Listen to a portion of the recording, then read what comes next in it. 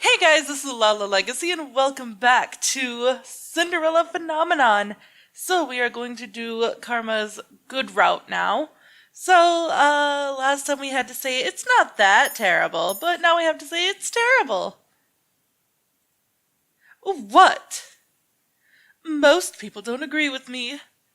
It does not make sense for a witch to cast a good curse on you. I guess it doesn't, does it? Thank you, Princess Melody. Why is he thanking me? Still, it feels like I'm missing something. Is that really the entirety of his curse? But don't people fall in love with you when you're a woman as well? No, Princess. That love is admiration or appreciation, sometimes lust. And when you're a man, they swarm to me like moths to light. It becomes suffocating. Whom does it affect? The curse only affects women. It is a condition of the curse that they be a woman and that I be a man. It's part of the fairy tale. Which fairy tale? The one with... Oh! Karma suddenly stands up, and he points at a man selling red apple-like candies. He pulls me over, insisting that we try one. I try to bring up the subject of the curse again, but to no avail. Karma somehow manages to be distracted for the rest of the day and is able to effectively dodge my questions. Is Karma hiding something from me? Why would he? I thought pairing up meant helping each other break our curses. Does he not want to break his curse? Oh, thank you so much, Melody. We were in dire need of these supplies.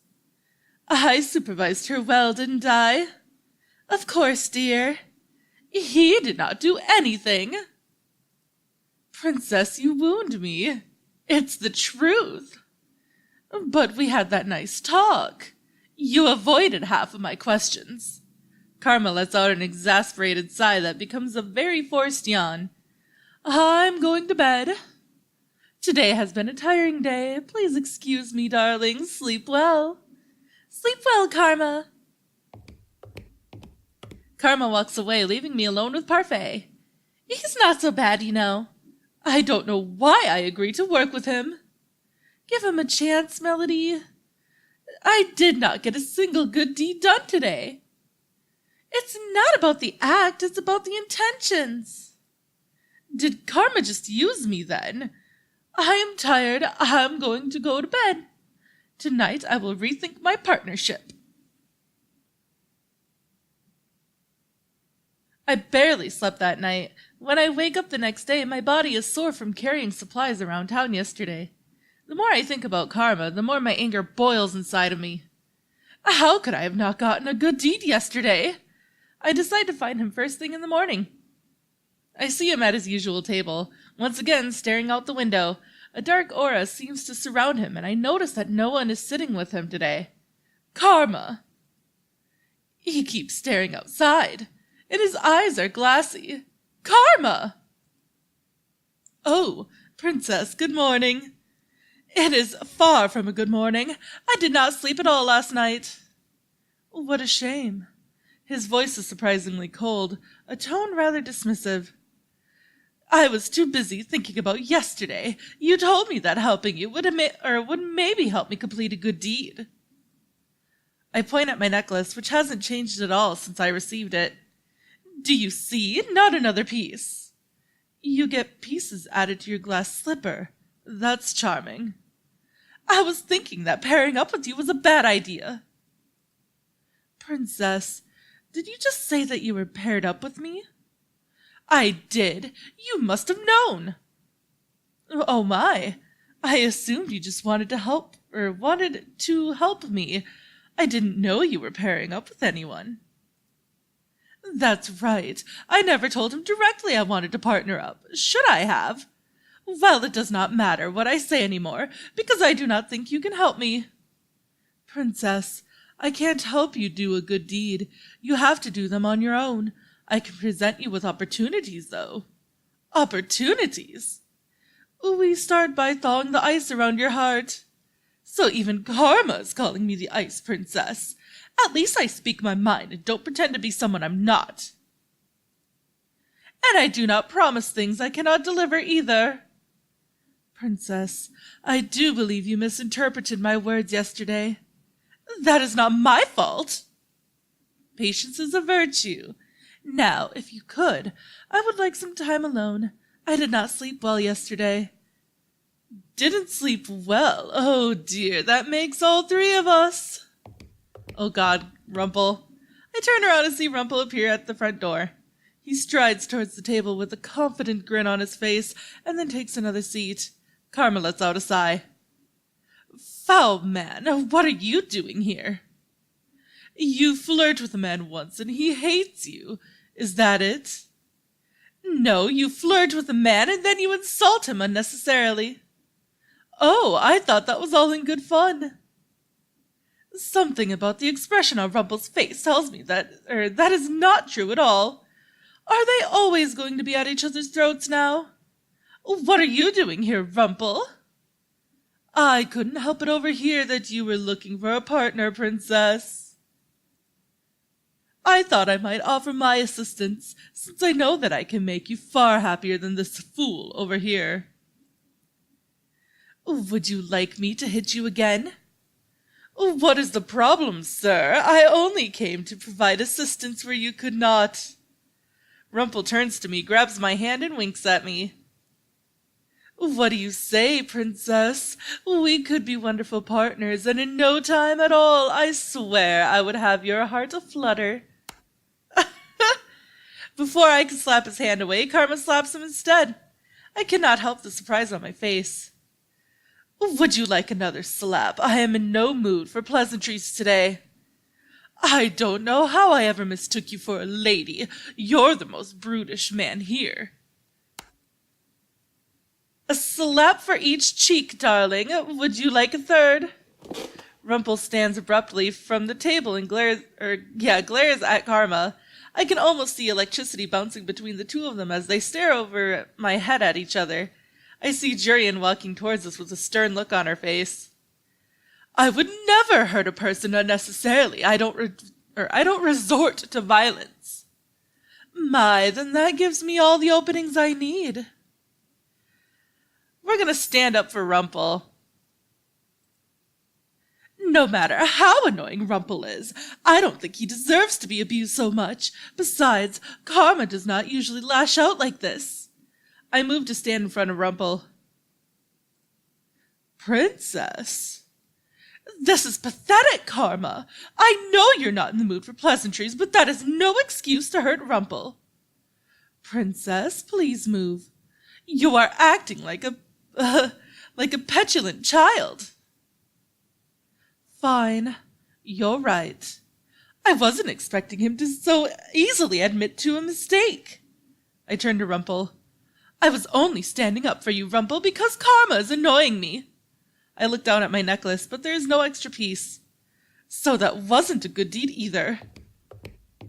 All right, what's happening over here? Jurian comes to stand in front of us, her expression stern. Oh, nothing, my sweet. I was just showing myself out. Thank you, Princess Melody.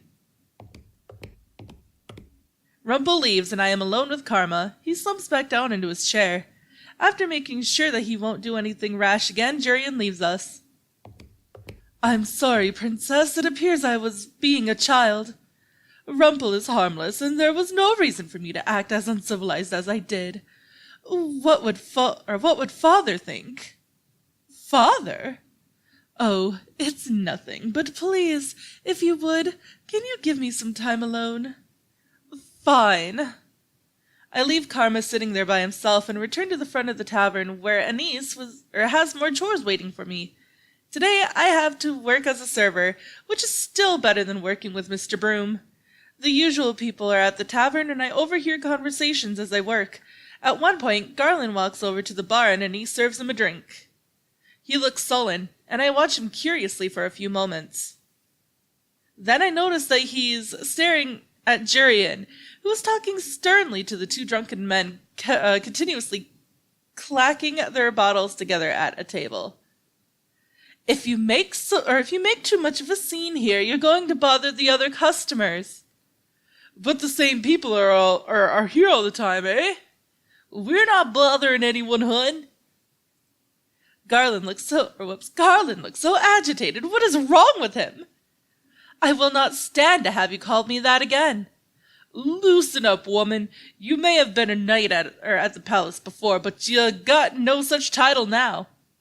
Garland stands up, and I can see silent anger in his eyes. A few people at the bar look up at him with worry. I may have no title, but I still demand respect. Sir Garland, are you okay? He looks back at us, almost like he's coming out of a trance. I'm fine. Sorry about that, ladies. He sits back down, glancing once more at Jurian as she continues speaking to the men. They glance at Garland warily, their expressions more somber. Why was he acting that way? Garland's usually more composed. Princess, is something on your mind? No. I brush all thoughts of what just transpired from my mind as I return to my work. Hours go by and my body protests to all of the leaning that I have to do. Even though I had to carry a lot around town yesterday, it was nice to be out for a while. Maybe I am better off helping him just to avoid the chores in here. At least that stops me from being worked to the bone. Oh, Princess, you're doing very well today. I always perform like this. But today you're delivering everything really quickly. Do you mean to say that I don't perform well on other days? No, Princess. I only mean to say that today your performance is even better than normal. Is that supposed to be a compliment? I walk away from Anise, who stares after me sadly. If she wanted to give me a compliment, she could have said something that wasn't so backhanded. As the tavern clears for the day, I finally have time to sit down and relax. As I'm sitting there, Waltz pulls up a chair and sits in front of me. Hello, Princess. I heard from Anise that you were excellent at your job today. Congratulations on improving. Princess? So you're mocking me now, too? Princess, I think you're taking things way too seriously. The intention of a compliment is to, well, compliment someone. We're not making fun of you. You are implying that I'm not normally as good at this. We never said you weren't good at this, only that you were better today. Let me give you an example. I put on puppet shows for kids. Sometimes the children come to me and say that the show was even better than usual. So the children are telling you that your shows aren't normally satisfactory. Not at all. The children always smile, regardless of whether they really like the show. So long as you're trying your best, that's all that matters. The people in the bar are always smiling when you deliver food to them, aren't they? No, no one likes me here. Maybe if you smiled, they would smile back. I am not going to smile for any of them. I do not owe them anything. You don't need to owe anyone a smile. Any smile that isn't owed is fake. Princess, I am leaving, Waltz. I want some time to myself. I walk upstairs to my bedroom, pointedly ignoring the look of sadness on Waltz's face. I have been sleeplessly laying on my bed for hours. Sometimes I hear the sounds of people walking through the hallway. Who would be up at a time like this, or at this time of night? I need to leave and get some fresh air. It's eerily quiet at night. I stop when I hear faint sounds coming from outside. What is that? Remain inside. On second thought, maybe it would be dangerous. I turn around and see Delora looking at me with amusement flickering in her eyes. Did you come down to visit Mr. Broom or something? I didn't know you two had gotten so close. We haven't. It was a joke, Princess. You really don't have a sense of humor, do you? I think it is you who does not have a sense of humor. Snappy as a crocodile, as always. So, what are you doing down here? Couldn't sleep? Me too. I heard some sounds. I just wanted to see where they were coming from. Sounds? Are you really spooked from some sound from the forest? Or are you just too curious for your own good? Curiosity killed the cat, you know. I did not ask for your opinion, witch. Well, the both of us could use some fresh air, don't you think? I stare at her in surprise. Come on, I know a place we can go. Delora and I eventually find ourselves in the forest. Those sounds like metal against metal. Well, I guess with you being partnered with Karma, you would find out eventually. Excuse me? I get the answer to my question when we walk through the trees and come into a clearing. I finally see where the sounds are coming from. Two men stand in the clearing, swords clashing. One of the men is Garland, who is poised with his sword. It takes me a moment to realize that the other is Karma, who isn't in a dress. So, it was he who was with Waltz that night. Neither he nor Garland notice us at first. Princess, you're staring. Of course I am. What is all of this? A practice session. Karma is a very talented swordsman, and he practices at night with either Jurian or Garland, depending on who's on or who's not on patrol. Karma can use a sword that well? The king told me once that only knights could have such skill. Just who is Karma? Oh, if it isn't the princess. His voice is nothing like the feminine voice I always hear from him. Karma actually sounds like a man. I notice him looking at me in between his strikes with a little smile. How does he remain so composed and steady with a distraction? Princess? Karma quickly finds an opening in Garland's hesitant stance, and then pins him to the ground with a sword, still smiling. To be distracted is to die, Garland. I know. The ability to see distractions and then put them in the back of your mind is one every knight should hone. You must know everything that is happening around you, but only deal with the pertinent things. Yes, sir. Karma straightens, sword in hand. Moments later, Garland stumbles to his feet and gives an obedient bow. Karma nods at him before sheathing his sword. A slow melancholy begins to creep into my heart. For some reason, seeing this sword practice makes me nostalgic, though I am not sure why. What are you practicing for? To protect, Princess. Knowing the sword is the same as knowing the shield. It's a means to protect. To protect? I think I remember having this kind of conversation with them before. I can never figure out how to counter an opponent when they're mere inches from my face. My commander called that one the enemy's kiss, a standoff where your eyes lock onto your opponents because of the proximity. The best way to counter that is to feint the sword in the opposite direction. It throws your opponent off because they're not looking. Oh, that makes sense. But the enemy's kiss, what a name! It seems so dramatic for a sword move, doesn't it? Swordplay is dramatic, though, isn't it? Isn't the most effective swordsplay not meant to be flashy? Princess, I didn't notice you there. Good morning, Princess. Well, the most effective swordsplay cannot be predicted. The commander says it needs to be robust. And quick. Sometimes swordsplay can look like dancing, though, which is why some people think that professionals are flashy. That seems unnecessary. Everyone has their own methods, their own skills. All of us knights fight for different reasons as well. Isn't it to protect all of us in the palace? Well, yes, but we protect everyone in the palace for different reasons, Princess. The knights protect for different reasons. I turned to Karma. But Karma, you are not a knight. No, I am most definitely not. But since Garland and Jurian begged me to teach them, I have somehow become their mentor. There is no way Garland and Jurian would do that. After all, the both of them were the best knights in NGL before they were stripped of their titles. Karma actually speaks the truth. Jurian and I really did have to get down on our knees and beg him to instruct us. What? Is Karma really so talented? So, you are finally impressed with me.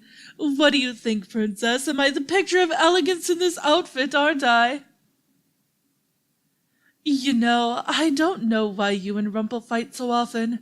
You really are very similar. Don't compare me to that fool. He has no class. Just because you come from different backgrounds doesn't mean he has less class. So, the reason you were so tired today was because you do these practices at night. Oh, I suppose I've been caught red-handed. Why does this have to be a secret? Does it have to do with Karma's curse? But he is not in his disguise now. We could have been working on breaking our curses today, but no, you decided that staying up late into the night and practicing was more important.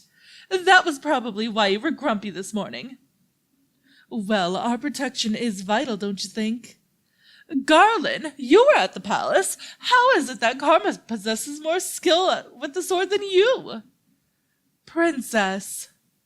Karma is special, Princess. He's more talented with the sword than a lot of other people.